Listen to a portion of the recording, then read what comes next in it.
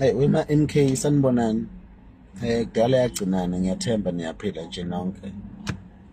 Bafowethu, siyazi ukuthi amaqembu njengoba kuziwa okhethweni, iningi lawo-ke amaqembu athi azokwenza ukuthi esebenzisane ndawonye.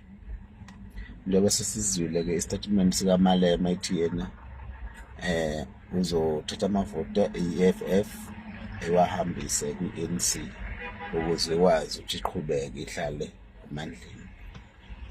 Lokho ngiyolona-ke futhi iphutha indlela ababona ngayo. Mina into engingayisho, into engicela ukuthi thina sigxile kuyona njengama-MK, thina vele siyazi bafowethu ukuthi sizondwa wonke amaqembu.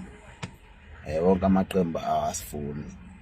Thina into ekumele sigxile kuyona, kumele sigxile kuthini, thina siyavota ngobuningi bethu, sithole le 2/3 majority.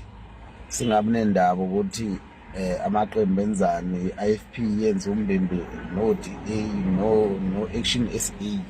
Thina singabi namsebenzi naloo nto. Thina okwethu nje okubalulekile ukuthi sivoteni kakhulu. Ilokho thina okubalulekile kuthina, ukuvota kakhulu kokuyimisela, ngoba vele i-MK wonke amaqembu ayizonda. So ngoba iqembu elizokhulula umuntu omnyama, so wona-ke asebenzela abamhlophe. Wonke lamaqembu asebenzela abantu abamhlophe. Thina okwethu ukuthi siphumene ngobuningi bethu bafowethu, kuyefana-ke noma bangathi-ke bayasirobha even noma sekuvotwa, kuyefana sibaningi kakhulu lento lena borobha beze bekhathale. So nje soyithola phezu kunjalo besirobha le 2/3 majority, ngoba okusalayo yonke sizoyithola. Sibayeke-ke laba abasigxekayo bathi siphuphe emini senzani. Bafethu, isidomo kuphela esingaboni ukuthi i-MK izodla umhlanganiso futhi izoluwina ukhetho, izoluwina-ke ukhetho.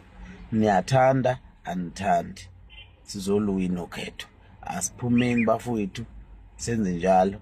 Mina nje ngiyasebenza ngempela, angihlali even nje bathi nasemakhaya ngifike ngaprinta amafomu, ngabhalisa abantu, ngashiya amanye ngathi abanye babhaliswe. So nje ngiyasebenza nje, ngisebenza impela. So bafowethu, asiphushini thina sithole le 2/3 yethu esiyifunayo phela, kuba kuphela. Ngiyabonga ama-MK, niphile nje, nibe nosuku oluhle. Danku.